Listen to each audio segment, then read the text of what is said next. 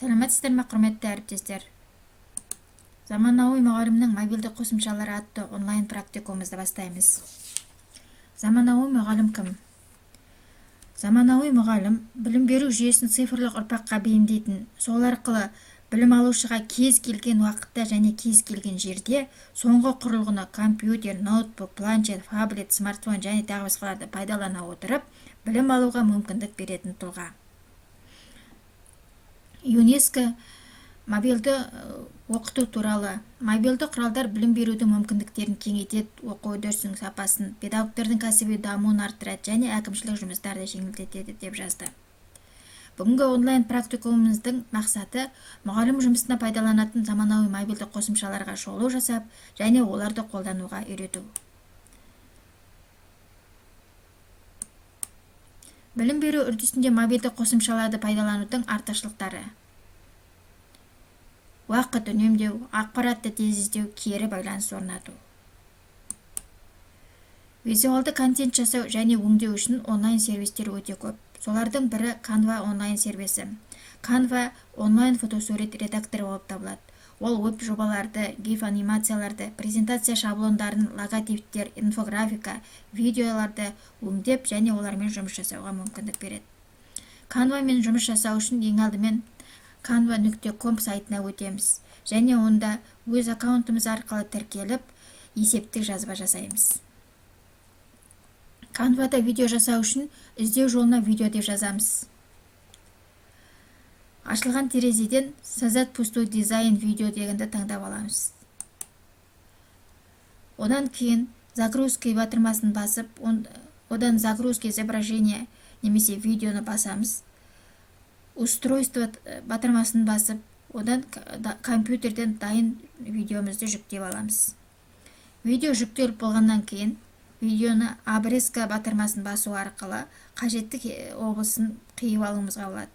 Сонымен бірге қиып алу бөлімшесін басып, қажет фрагменттерді қиямыз, немесе бірнеше видеоны біріктіре аламыз.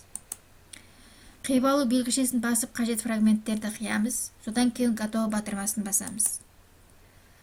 Сонымен бірге видеомызға мәтін, фон, анимация, тағы да басқа эффектілерді қосуымызға болады. Дайын болған бейнені жариялап және оны өзімізге жүктеп алуымызға да болады. QR-код бұл онлайн қосымшалардың бірі. 94 жылы жапондық Densoif компаниясы әзірлеген және ұсынған матрициялық код болып табылады. QR-кодтың негізгі артықшылығы сканерлейтін құрылғымен оңай оқып тану болып табылады. Алдарыңызда міне QR-кодтың мысалдары келтірілген. Және олар қай уақытта, қай жерде бейнеленетіні.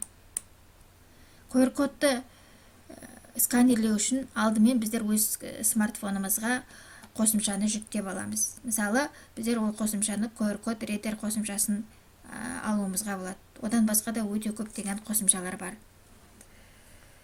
Смартфонымызға жүктеп болғаннан кейін, енді біздерге QR-код генераторларын жасауымыз керек. QR-код генераторлары өте көп. Оларға мысалы ретінде біздер qrcoder.ru сайтына кіріп көрейік.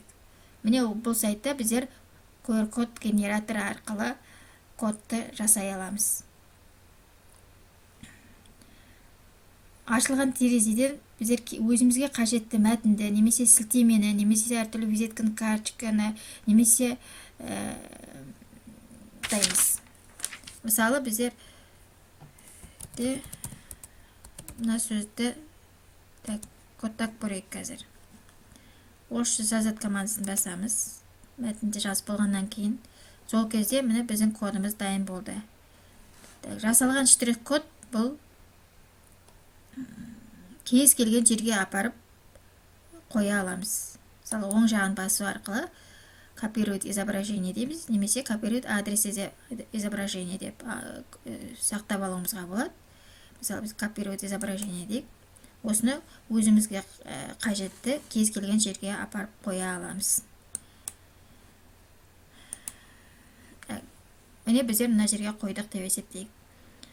Қазір осы QR-кодты сканерлесек, онда біздерде мына жерде заманауи мұғалімге қажетті мобильді қосымшалардың ары қарай толық ақпаратын ала аламыз. Сонымен қатар математика және информатика мұғалімдерге арналған мобильді қосымшаларды қайдан алуға болады, соларға берілген сілтемелер де мына QR кодта кодталған. Немесе физика мұғаліміне арналған мобильді қосымшаларды осы кодтардан біздер оқи аламыз. Ары қарай танысып, өз білімдеріңізді молайтуларыңызға болады. Бүгінгі онлайн практикумымыз міне осымен аяқталды. Тыңдағандарыңызға рахмет. Назарларыңызға рахмет.